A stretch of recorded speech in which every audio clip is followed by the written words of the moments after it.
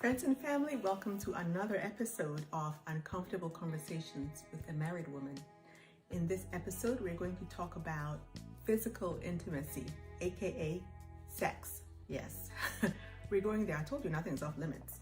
So we're going to talk about physical intimacy between the two of you. We're going to talk about how to enhance it, what you can do to enhance it. And then we're going to talk about, preferences for different couples and how to show your partner or how to let your partner know what you prefer so that they can pleasure you better, okay? So if you're interested, stay tuned. One of the most difficult things to talk about is sex in a marriage. For some reason, especially the old school couples, it's a basic way, one style, certain days of the week, it's planned, expected, period. Okay, but in the modern days, there are a plethora of ways, okay, to pleasure your spouse or yourself, and there's nothing wrong with it, okay? So let's talk about this, okay? There are those that, for them, showing them that you truly love them involves definitely sexual intercourse itself. Different positions, because to them you should be ready to experiment and try out anything that may be in their fantasy. There are those that will say, if you pleasure me, you don't have to, have intercourse, but if you pleasure me in any way, to me that's intimacy enough. I don't have to, do the real thing, you know what I mean, the gadonk, kind of thing. And then there are those that are more turned on by language and just little hints, subtle things, you know what I mean? So let's talk about those three. Satisfying your spouse when it comes to physical intimacy, the actual sexual act. I compare pleasuring your spouse to eating the same gourmet cake every single day for decades. In the beginning, it's going to be, oh, this is so amazing. This is the best ever. And, same thing over and over and over and over again. It gets to a point where when you see that gourmet cake, you're like, oh, not today. I can't. Suddenly I have a headache, kind of thing. So you have to, try to different things. For instance, you can put some whipped cream on the gourmet cake sometimes. You can put some cherries on it sometimes, strawberries, blueberries. I mean, listen, tweak it from time to time or do a whole upside down shift, whatever it is, but you have to change it up. Change it up. Can't do the same doggone thing every time, all day, every day, for decades. It gets to the point where even the best, that you had becomes mundane, and for one of you, it may be okay, but I promise you for the other, it's not going to be okay. So you have to figure that out, okay? So there are different things that you can do depending on what the other wants. Some people, for instance, if you know that your spouse likes lingerie, that they like to see you in it, or they like to wear it themselves, hey, to each his own, okay? Surprise them. You usually in a marriage have a routine.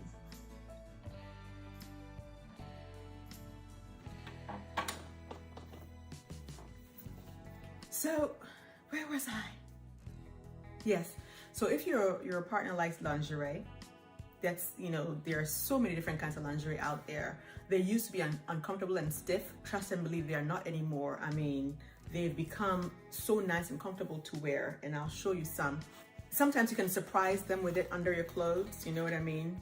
When the time comes, if you guys are regular, like a certain day of the week or however many times of the week, or there's a wink, wink, okay, it's time kind of thing, if that's what it is. You can surprise them with something, very out there, you know what I mean? Something that you think will trigger. Like, I used to shop at Fredericks of Hollywood, and then also Forbidden Fruit. I don't even if that still exists, but I still have, like, you have something, like this, very, very comfortable, very, very comfortable.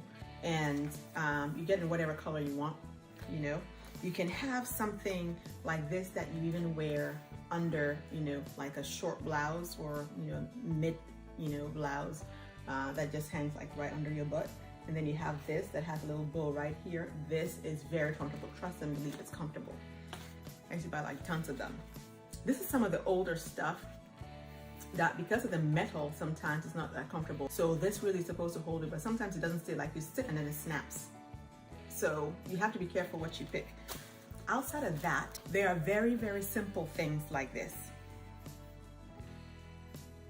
Negligee, very, very simple. You can see you're not revealing too much, but just enough, right? It's comfortable and yet it's sexy. You have those also that are, if you're like me and you love pink. Pink, okay? So as a female, I don't know one man yet, and I don't know all the men in the world that does not like a little something something. You know what I mean? A little something. These are mine. I don't, I'm not saying they're the best or anything, and they are old as dirt, but they still work because you only wear them once in a while. For those that want that extra, woo woo yay yay, you have, this is really long. It's long all the way to the floor. You know what I mean? And it shows, little gaps of stuff. You know what I mean? They did it very well so that it actually covers the crotch area very nicely right there.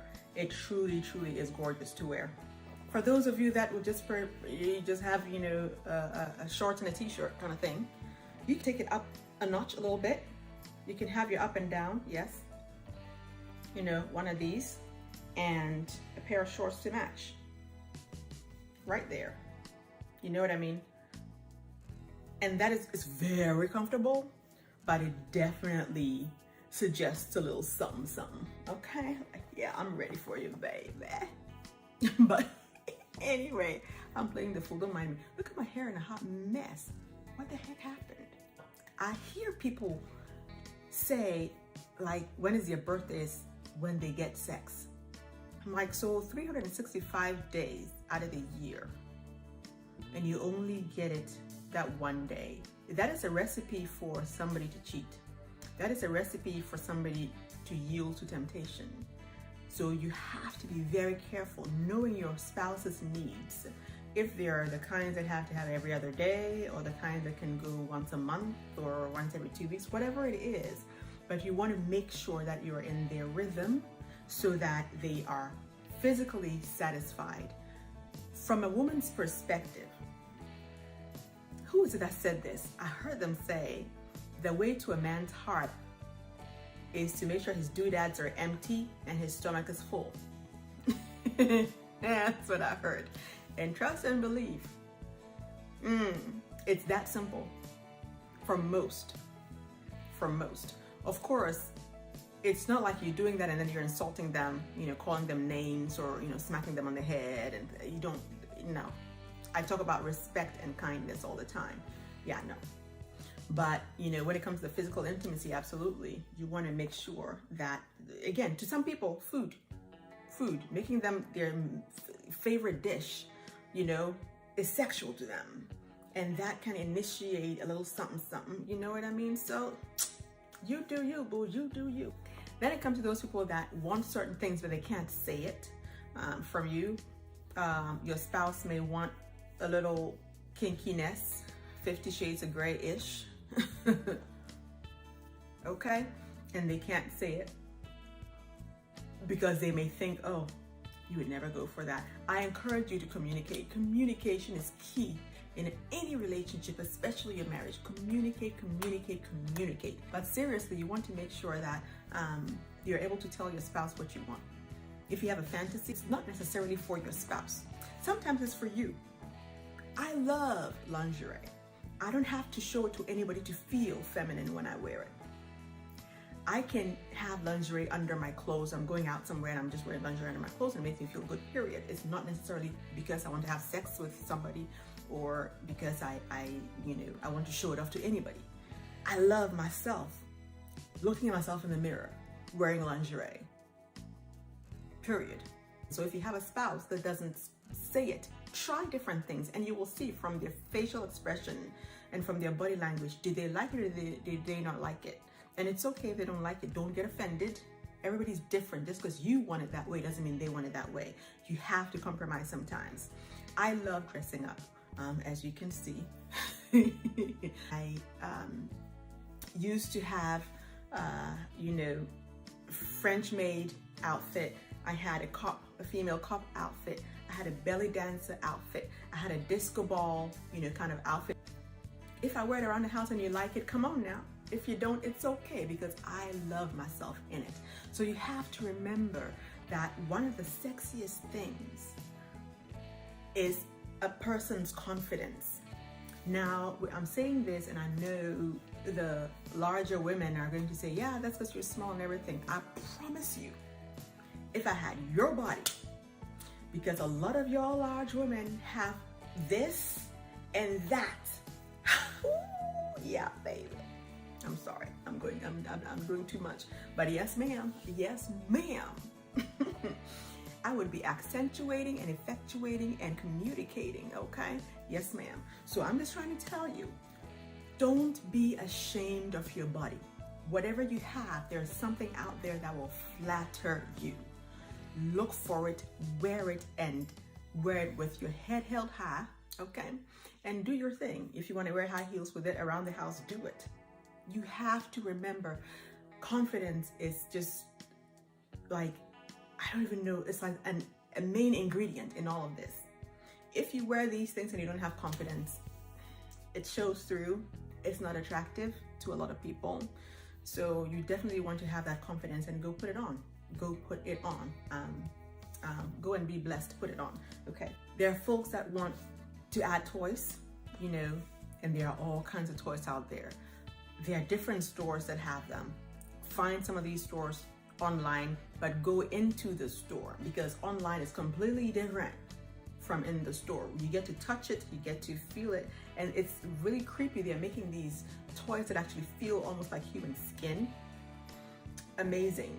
And you have all these edibles that are so sexual and sensual, okay? So I'm just saying, you need to experiment, you need to get yourself in that zone. Listen, people go and watch pornography and fantasize about these things. There is no reason, this is my opinion,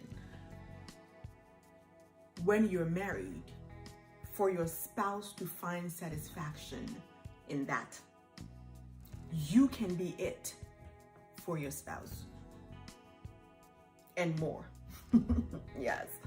It is not rocket science. You try a little bit of this, try a little of that. You will figure out what your spouse likes if they're not the kinds that will vocalize and tell you straight away. Make your spouse feel like they are your everything, second to God. Absolutely. You want to make sure that there's no doubt in their minds that you are here to partner together and to make each other's lives better and to love on one another and to satisfy the desires that you each have, from the other. As you can see, I mean, the road is long in marriage, and unless you spice it up, you're gonna get bored really quickly. And there are so many annoying things that will happen in everybody's marriage that will be a turn off. So the little things that you can do to spice it up, you better get on with it. You better get on it so that your journey of marriage is going to be fantabulous and fantastic. Now remember, before we go, in order to have a good and content marriage, you need to be kind to yourself and your spouse, and you need to be respectful to yourself and your spouse, okay? So until next time, you have a blessed week.